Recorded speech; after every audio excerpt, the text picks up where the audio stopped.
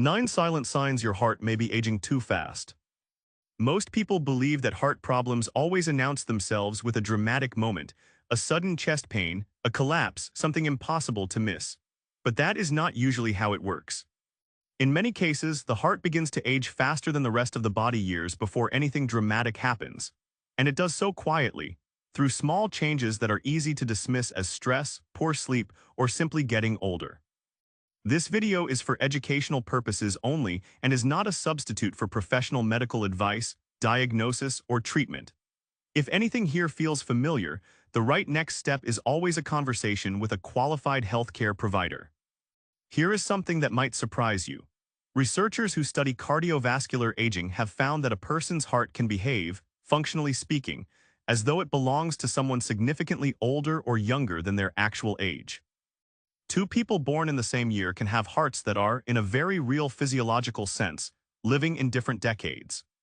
And the gap between how old someone is and how old their heart behaves often shows up first not in a hospital test, but in small everyday moments, a flight of stairs that feels harder than it used to, a night of restless sleep, a fluttering sensation that passes so quickly you forget about it by lunchtime. Over the next several minutes, we are going to walk through 9 of these quiet signals, one at a time, explained in plain language, with real-world context so you understand not just what to notice but why it may matter. Stay with us because one of the signs we cover later on is among the most commonly overlooked, even by people who consider themselves attentive to their own health, and understanding it might change how you think about a symptom you have been living with for years without realizing its potential significance. Before we go further, it helps to understand one basic idea. The heart is a muscle, and like every muscle in the body, it changes over time. Blood vessels can become slightly less flexible. The heart's electrical system, the network of signals that keeps your heartbeat steady and coordinated, can become a little less precise. None of this happens overnight, and none of it is inherently alarming on its own. What matters is the pattern, the combination of small changes that together may be worth discussing with a doctor rather than dismissing as an inevitable part of getting older. There is also a broader idea worth sitting with for a moment, something cardiologists sometimes refer to as biological age versus chronological age. Chronological age is simply the number of years you have been alive, the number on your driver's license. Biological age, on the other hand, reflects how your organs are actually functioning, and it can diverge from chronological age quite significantly depending on genetics, lifestyle, sleep quality, stress levels, and countless other factors accumulated over a lifetime. Two neighbors who are both 65 years old, who grew up on the same street and worked similar jobs, can nonetheless have hearts that are functioning like two very different ages, one closer to 50, the other closer to 75. The 9 signs we are about to walk through are, in many ways, windows into that biological age, small clues about how your particular heart is holding up against the passage of time, independent of what the calendar says. Number 1, shortness of breath during ordinary activities. The first sign is one that tends to sneak up gradually, which is exactly why so many people miss it. It is not the dramatic, gasping breathlessness you might picture. It is subtler than that. It might show up as needing an extra pause halfway up a familiar staircase, or noticing that carrying groceries from the car to the kitchen leaves you a little more winded than it used to. Margaret, a 68-year-old retired schoolteacher, described it to her doctor almost as an afterthought. She mentioned that gardening, something she had done every weekend for over 30 years, now left her needing to sit down after only 10 minutes instead of the hour she used to manage comfortably. She assumed it was simply age catching up with her, and in some sense she was right, but not in the way she expected. Her heart was working harder than it should have needed to for that level of activity, and that extra effort was showing up as breathlessness. When the heart's pumping efficiency declines even slightly, the body has to work harder to deliver oxygen to muscles during physical activity. This can cause a subtle, creeping breathlessness that shows up first during exertion, and in some cases may progress to happening even during rest. The important thing to understand is that this kind of breathlessness is not something to simply push through and ignore. If you notice a real change from your own personal baseline, meaning tasks that used to feel easy now consistently feel harder, that shift in your own pattern may be worth mentioning to a healthcare professional, even if it seems minor.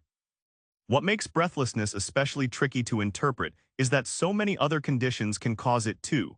from simple deconditioning after a sedentary winter to seasonal allergies to something as ordinary as carrying a few extra pounds.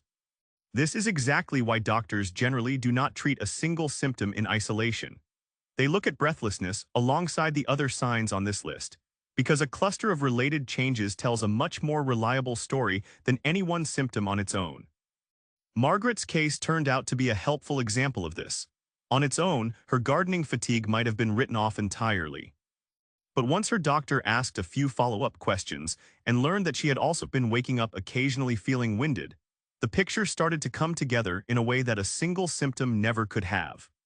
Number 2, swelling in the ankles, feet, or legs. The second sign often gets blamed on long flights, hot weather, or simply standing too much during the day. Sometimes that is exactly what it is. But persistent swelling, especially when it happens on both sides of the body and does not go away with rest or elevation, can sometimes be connected to how efficiently the heart is circulating blood. When the heart's pumping strength decreases even modestly, blood can begin to back up in the veins, and fluid can leak into surrounding tissue, most noticeably in the lower legs and ankles because gravity pulls that fluid downward throughout the day. This is sometimes described using the medical term edema, which simply means an abnormal buildup of fluid in the body's tissues. Robert, a 72-year-old retired mechanic, noticed that his socks were leaving deep indentations on his ankles by the end of each day, something that had never happened before even after decades of standing on concrete floors in his shop. He mentioned it to his wife more as a curiosity than a concern. It was only when the swelling started appearing in the morning as well, not just the evening, that he brought it up with his physician. The timing and pattern of swelling can offer useful clues, and tracking when it happens, whether it improves overnight and whether it affects one leg or both, is information a doctor may find genuinely useful. There is a simple, practical distinction worth remembering here. Swelling that shows up only after a long day on your feet and disappears completely by the next morning tends to be far less concerning than swelling that lingers. That gets a little worse week over week, or that starts affecting both legs equally rather than just one. A useful habit, if you notice this kind of swelling, is to gently press a finger into the skin above your ankle bone for a few seconds. If it leaves a temporary indentation that takes a moment to smooth back out, that particular pattern, sometimes called pitting edema, is worth mentioning specifically by name when you describe it to a healthcare provider, because it gives them a much clearer picture than simply saying your ankles feel puffy. Number 3, persistent unexplained fatigue. The third sign is one of the most common and, unfortunately, one of the most frequently dismissed. This is not the ordinary tiredness that follows a late night or a demanding week at work. This is a deeper, more persistent kind of exhaustion, one that does not fully resolve with rest, and that seems disconnected from how much sleep or activity a person has actually had. When the heart is not circulating blood as efficiently as it once did, the muscles and organs throughout the body may receive slightly less oxygen and fewer nutrients than they need for optimal function, even during normal daily activity. The body compensates in small ways at first, but the result can be a lingering sense of fatigue that many people simply attribute to stress, aging, or a busy schedule. What makes this sign particularly tricky is how easily it blends into everyday life. Everyone feels tired sometimes. The distinction that may matter is whether the fatigue is new, whether it is disproportionate to your actual level of activity, and whether it has been present consistently for weeks rather than days. A useful habit is simply asking yourself whether you feel as capable today as you did a year ago, doing the same everyday tasks. If the honest answer is no, and there is no obvious explanation like a new medication, a change in sleep, or a stressful life event, it may be worth exploring with a healthcare provider. Number 4, irregular heartbeat or noticeable palpitations. The fourth sign involves the sensation of your own heartbeat becoming noticeable in a way it normally is not. Most of the time, we do not consciously feel our heart beating at all. When people describe palpitations, they often use phrases like a fluttering feeling, a skipped beat, or a sense that the heart is pounding even while sitting still and calm.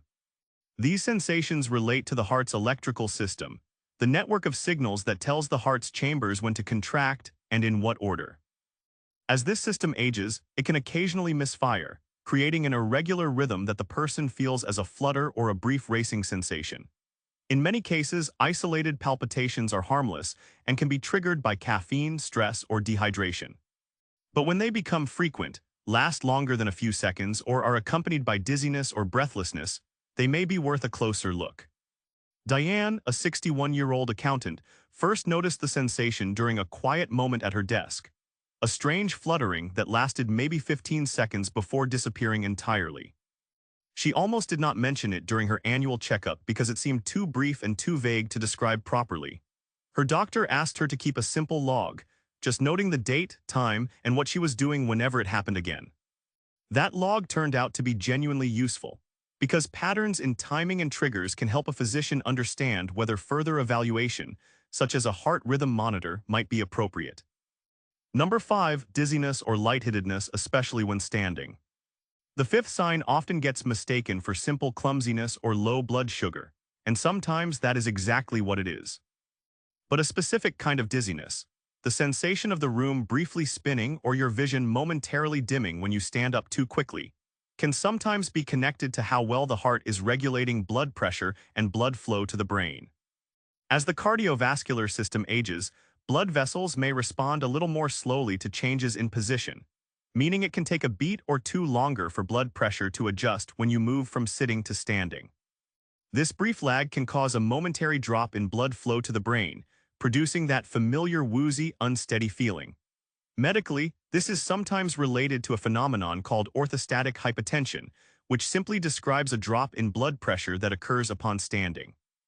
James, a 75-year-old retired postal worker, started noticing this specifically when getting up from his recliner after watching the evening news.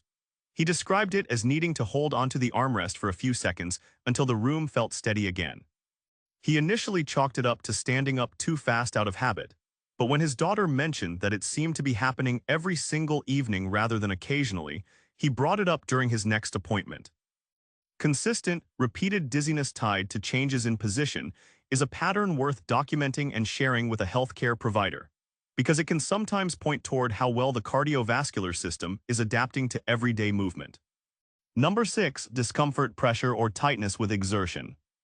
The sixth sign is one that people often hesitate to mention because it does not always feel like classic chest pain. It might present as a vague tightness, a sense of pressure, or discomfort that appears specifically during physical activity and eases with rest. Because it is not always sharp or severe, it is easy to attribute to muscle strain, indigestion, or simply being out of shape. This kind of exertion-related discomfort can occur when the heart muscle is not receiving quite enough oxygen-rich blood to meet the increased demand of physical activity. As blood vessels age, they can become slightly narrower or less flexible, which may create a temporary mismatch between the oxygen the heart muscle needs during exertion and what it is actually receiving. The discomfort tends to be a signal that this mismatch is happening, even if it resolves relatively quickly once the activity stops. It is worth being clear here that any new chest discomfort, especially if it is severe, comes on suddenly, or is accompanied by symptoms like breathlessness, sweating, or pain radiating to the arm or jaw, should be treated as a reason to seek immediate medical attention rather than waiting to mention it at a future appointment. But even the milder, more fleeting version of this symptom, the kind that comes and goes with activity, deserves attention rather than dismissal, because it can be one of the more meaningful signals the body sends before something more serious develops. Number 7, reduced tolerance for exercise you used to handle easily. The seventh sign is closely related to fatigue and breathlessness, but it deserves its own place on this list because of how specifically it can be tracked. This is about noticing a decline in your ability to handle a particular level of physical activity that used to feel comfortable and familiar. Think about it this way. If someone has walked the same 2-mile route several times a week for years, their body has essentially calibrated to that distance. When that same walk suddenly requires more frequent breaks, or leaves them more tired afterward than it used to, that is meaningful information, precisely because it is being compared against a personal baseline rather than some abstract standard. Alina, a 66-year-old retired librarian, had walked her neighborhood loop every morning for nearly 15 years, rain or shine. She began to notice that she was arriving home about 10 minutes later than usual, not because she was walking a different route, but because she found herself needing to slow down partway through. When she mentioned this to her doctor, framing it specifically as a change from her own established pattern rather than a vague complaint of tiredness. It gave her physician something concrete to investigate. This is part of why tracking your own baseline, whatever that looks like for you, whether it is a walking route, a set of stairs, or a household chore, can be such a valuable tool. It transforms a vague feeling into a specific, trackable change. Number 8. Needing more pillows or waking up short of breath at night. The 8th sign is one that many people do not connect to heart health at all, because it seems purely related to sleep comfort. Over time, some people find themselves needing to prop themselves up with additional pillows to breathe comfortably while lying down, or they wake up suddenly in the middle of the night feeling short of breath, a sensation that typically improves once they sit upright. This pattern relates to how fluid can redistribute in the body when lying flat. During the day, gravity keeps some fluid in the lower legs, which is part of why ankle swelling was mentioned earlier in this video. At night when lying down, that fluid can shift back toward the chest and lungs. And if the heart is not managing fluid balance as efficiently as it once did, this shift can create a sensation of breathlessness that specifically improves with sitting up. This is sometimes referred to using the medical term orthopnea, which describes breathlessness that occurs specifically when lying flat.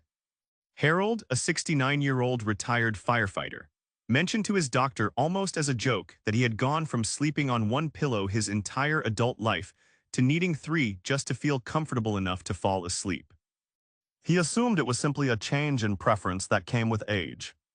His doctor asked a few more specific questions, including whether he ever woke up gasping for air, and it turned out he had twice in the past month, though he had not thought to mention it because it resolved quickly once he sat up. This sign illustrates something important about all 9 of these signals. They often seem disconnected from the heart entirely, which is exactly why they tend to go unreported until a doctor specifically asks the right questions. Number 9, a resting heart rate that runs higher than it used to, or a slow recovery after activity. The 9th and final sign is one that is often the most overlooked, even though it may be among the more objectively measurable signals on this entire list, which is exactly why we saved it for last. Many people never think to track their resting heart rate at all, let alone notice how it changes over the years. But a resting heart rate that has crept upward over time, or a heart rate that takes noticeably longer than it used to return to normal after physical activity, can be a meaningful piece of information about how efficiently the heart is functioning.